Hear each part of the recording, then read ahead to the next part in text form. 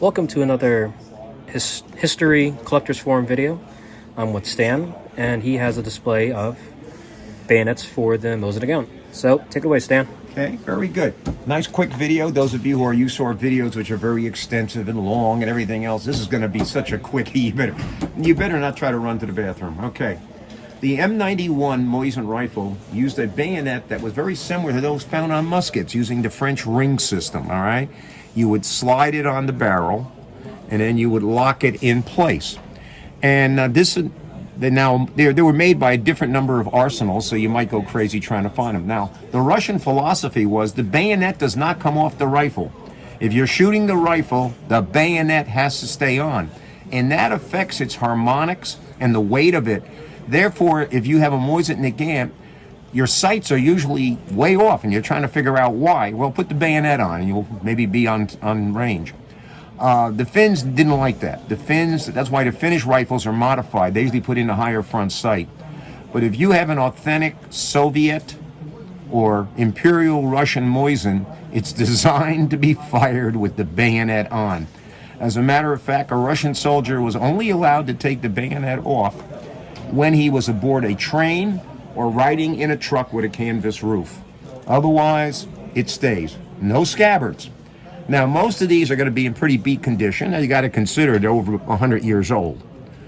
All right, and they were the standard from 1891 till about 1930. These were the standard bayonets.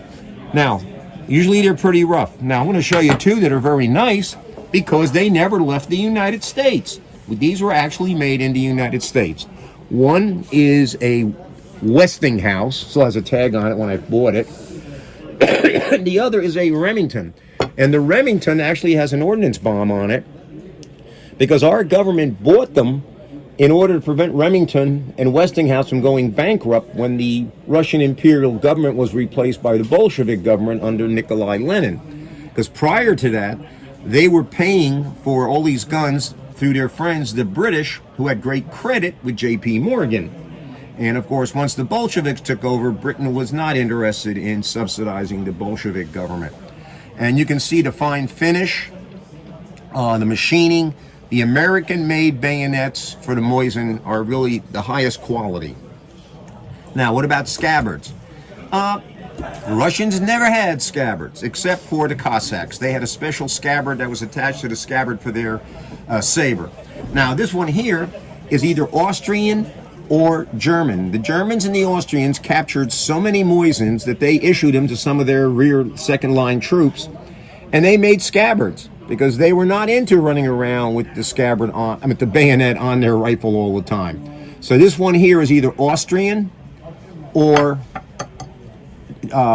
German. This came with a lot of bayonets I bought years ago. A whole bunch of Model 91 bayonets came into the country in these scabbards. And I've not been able to identify. I hope one of our viewers who has seen these knows where they came from. Somebody told me they were Finnish, but when I look at the Mosin Nagant book by Lapin, they don't appear to be Finnish. But whose are they? I don't know. Now, in the 1920s in the Soviet Union, there was a Colonel Pushkin, and he thought he could devise a better bayonet. And these are extremely rare in this country, to the point where I have seen people find them with a rifle and say, well, what's it worth? And the people contact them, says, what did you pay for the rifle? I'll give you all the money you paid for the rifle, just give me the bayonet.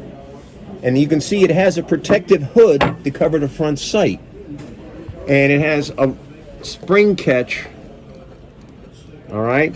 Now, if you take the hood off, like on this one, you can see it takes a lot of work, a lot of machining. And that was the problem. And eventually, somebody in the Soviet Union said, why not make it without the hood and put the hood on the rifle itself on the front sight? And that's what most 91-30s are. 91-30s have a hooded front sight, and they designed a simplified version of the bayonet. That's the most common bayonet you're going to find in the United States, is the one for the 91-30. Now, here's the story. If you try to put it on your rifle, you will have to squeeze it, you will have to It's not designed to be put on and off the way most armies have it, where you press a button, you take it off. As a matter of fact, there's a number of YouTube videos that show you how to machine the inside of this so you can snap it on and off.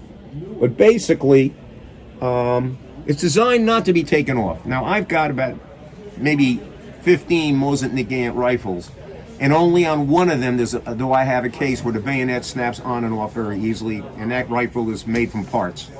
The book over here, the Mosin Nagant Rifle by Terrence Levin, has numerous experimental bayonets that are going to be impossible to find.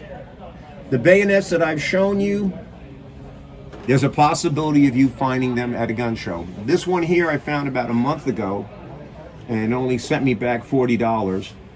And these are hard to find, the one that still has the hood. Then comes the ones where the hood was removed. The most common, right here, and at the beginning. Usually, like I said, usually they're going to be pretty worn. They're 100 years old, and there's enough of them floating around. The ones made for Westinghouse and Remington, they're a little more difficult to find. If you do find a Remington and it doesn't have the ring, don't think you're going to get a ring and put it on there.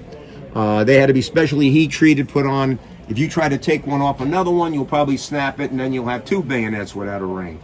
So either it has it or it doesn't. Again, the Mosin collection is not that extensive. There aren't that many variations that you can reasonably expect to find. And the ones I showed you here, reasonably, for a serious collector, you can probably find them. But it's going to be a real challenge for these two, the Pashkin bayonets. So hopefully you like and subscribe to History Collectors Forum. Thanks for watching.